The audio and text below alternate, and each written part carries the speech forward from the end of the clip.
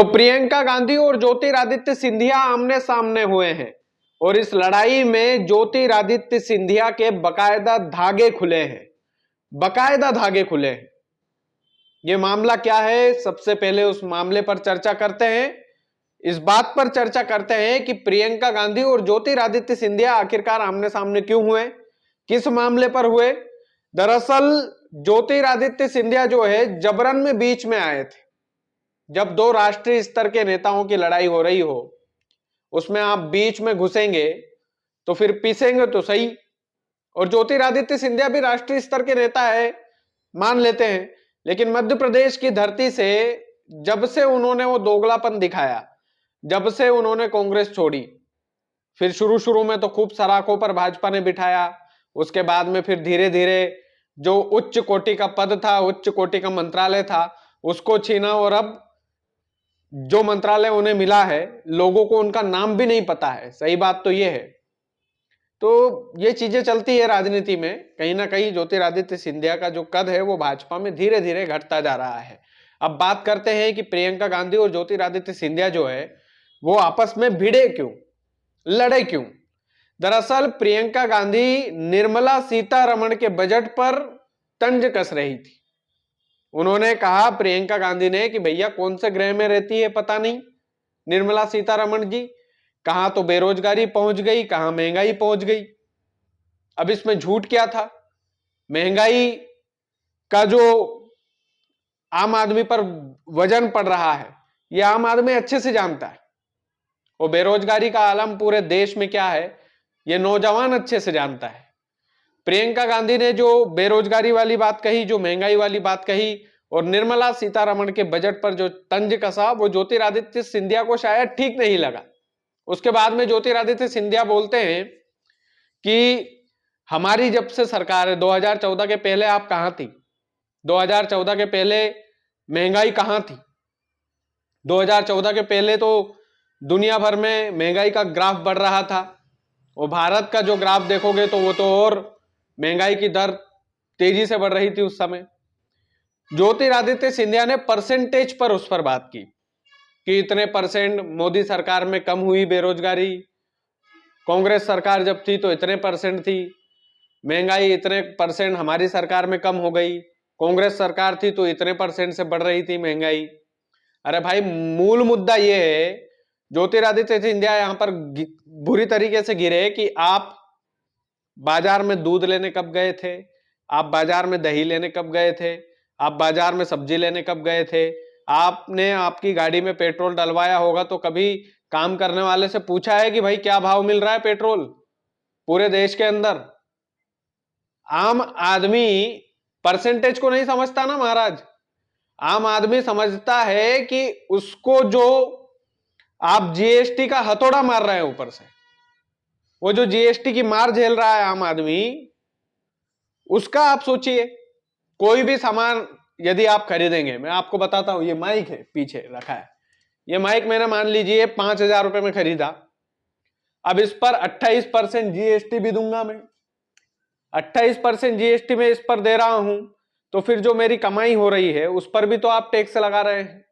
यानी कि पहले मैं पैसे कमाऊंगा, उस पर आप टैक्स लगाएंगे, फिर मैं ये माइक खरीदने जाऊंगा, ये माइक उदाहरण है भाई, ये माइक खरीदने जाऊंगा तो इस पर आप जीएसटी लगाएंगे, फिर उसके बाद में दुकान वाला जो है वो उसकी जीएसटी अलग निकालेगा। तो आम आदमी टैक्स के बोझ तले जो दब रहा है, इस महंगाई के तले जो दब रहा है, आप परसेंटेज में जनता को मत उलझाइए।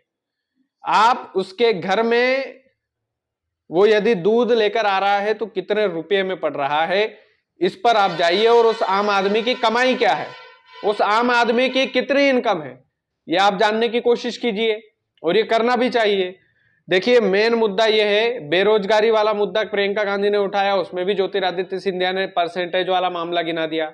भाई, आज जो है मध्य प्रदेश के अंदर या देश के अंदर गिन लीजिए, ज्योतिरादित्य सिंधिया को समझना पड़ेगा कि देश में बेरोजगारी है मतलब है, और जो अमीर है वो अमीर बनता जा रहा है।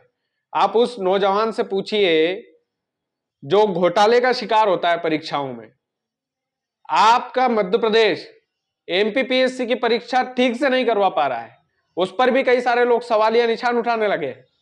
उसमें भी नेता नगरी के लोगों को इंटरव्यू में ज्यादा नंबर मिल रहे हैं। तो बेरोजगारी का आलम कहां महंगाई का आलम।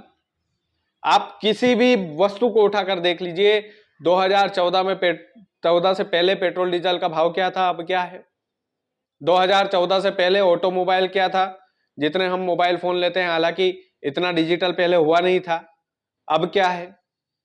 2014 में दाल गेहूं कितने रुपए किलो मिलते थे, अब कितने मिलते हैं। आप बाजार में आम आदमी से पूछिए कि भैया प्रैक्टिकल बात है वो होना चाहिए। अब ज्योतिरादित्य सिंधिया खामाखा कूदे बीच में।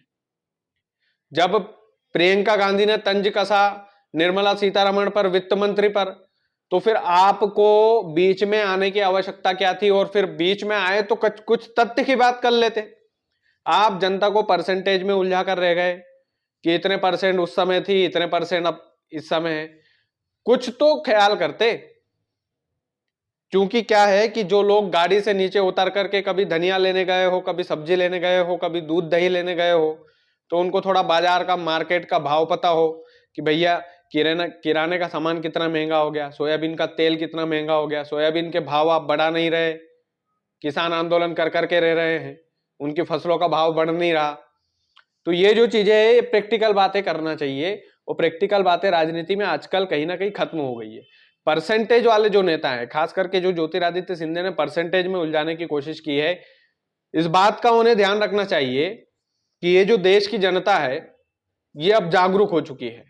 आप सत्ता में है, पूर्ण बहुमत के साथ सत्ता में है, तो कम से कम अब जो देश का युवा आपसे रोजगार मांग रहा है, उसको रोजगार दें आप। जो महंगाई लगातार बाजार में बढ़ रही है, आम जनता पर जो 28% जीएसटी का जो हथौड़ा आप मार रहे हैं, उस हथौड़े को मारना बंद कीजिए। एक और कॉन्सेप्ट इसमें समझने वाली बात है, 28% जीएसटी जो है वो एक साफ सफाई करने वाला कर्मचारी भी देगा, और 28% जीएसटी ये अडानी साहब भी देंगे, अंबानी साहब भी देंगे। क्यों भाई, ऐसा क्यों?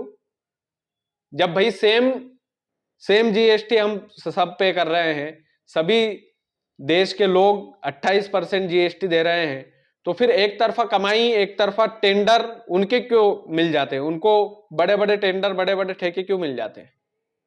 बड़ी बड़ी कंपनियों पर वो अकेले राज क्यों करते हैं? सवाल इस पर होना चाहिए। और क्या ज्योतिरादित्य सिंधिया ये सवाल प्रधानमंत्री नरेंद्र मोदी, अमित शाह, इन लोगों से पूछेंगे, जेपी नड्डा से पूछेंगे कि हमारी जो सरकार है कहीं ना कहीं इसमें विफल है, तो उसको स्वीकार करो। नितिन गडकरी जी से सीखो कि विफलता को स्वीकार कैसे किया जाता है। तो कहीं ना कहीं ज्योतिरादित्य सिंधिया ने खुद के धागे खुलवाए हैं अपने। बाकी आप वीडियो को ज्यादा से ज्यादा शेयर कीजिएगा। चैनल यदि आपने सब्सक्राइब नहीं किया है तो प्लीज कर लीजिएगा। बहुत बहुत धन्यवाद।